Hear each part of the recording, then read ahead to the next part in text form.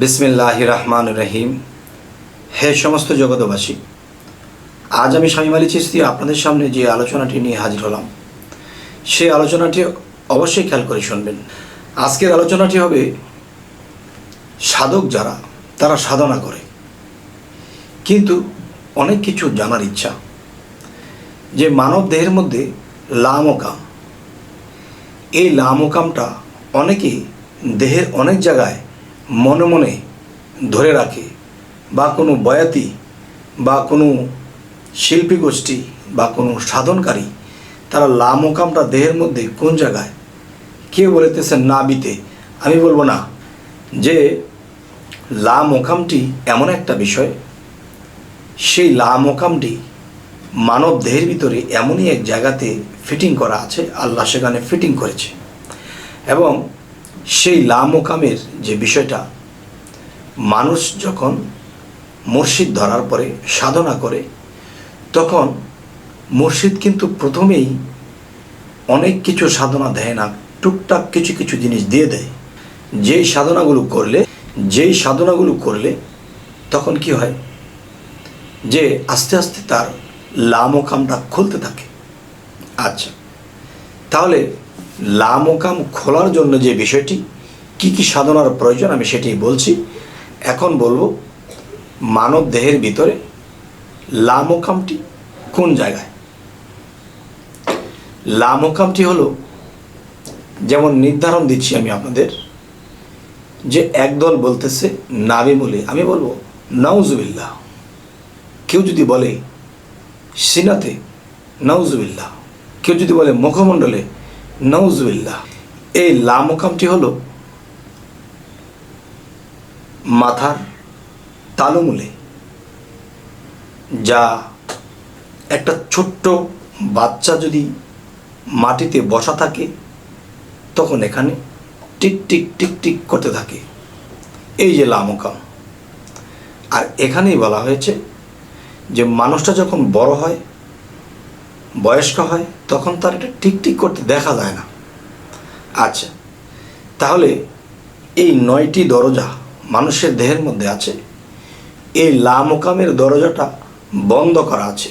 এই লামকামের দরজাটা যদি কেউ খুলতে পারে তাহলে তার জীবন ধন্য হয়ে যাবে। যে লামকামের খুললে তালা, মুছে যাবে দিলের ময়লা, গোপনে মাওলাজির শান শুনতে পাবে, সুবহানাল্লাহ। আচ্ছা, এখন সেই লামকামের তালা খুলব কি দিয়ে? সেই লামকামের তালাটা খুলতে হলে আমাদের কি কি সাধনা করতে হবে? সেই সাধনাগুলো হলো,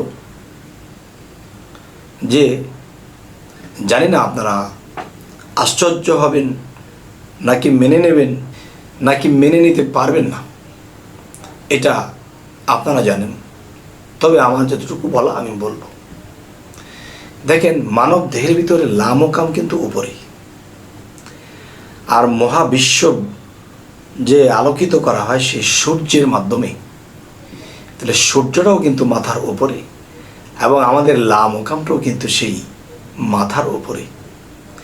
তাহলে লামকামটি কিন্তু মহা আলোকিত একটা স্থান, কিন্তু সেই আলোটা ঢাকনা পড়ে আছে।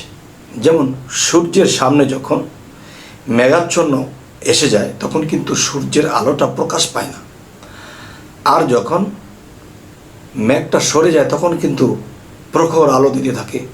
তাহলে আমি বলবো যে লামকামটি ঠিক এমনই একটি জায়গায় নূরের তাজাল্লি তার মধ্যে ভরা। তাহলে সেই নূরের তাজাল্লি যদি আমার মানব দেহের মধ্যে সেটিং করতে পারি, সর্ব অঙ্গেই আপনি আলোকিত। এমনও সাধক পৃথিবীতে আছে, সাধনা করতে করতে করতে করতে রাতকেও দিন দেখে, দিনকেও রাত দেখে। তার মানে কি, তার উপরে ভিতরে বাহিরে সমস্ত জায়গা তার আলোকিত হয়ে গেছে, সুবহানাল্লাহ। তাহলে সেই আলোকিত করতে হলে আমাদের কি করতে হবে? 1 নাম্বার হলো মুর্শিদের রূপ স্রোত ধ্যান করা। দ্বিতীয়ত হলো পাক পাঞ্জাতনের নামের সাথে সেই সূর্য সাধনাটি করা।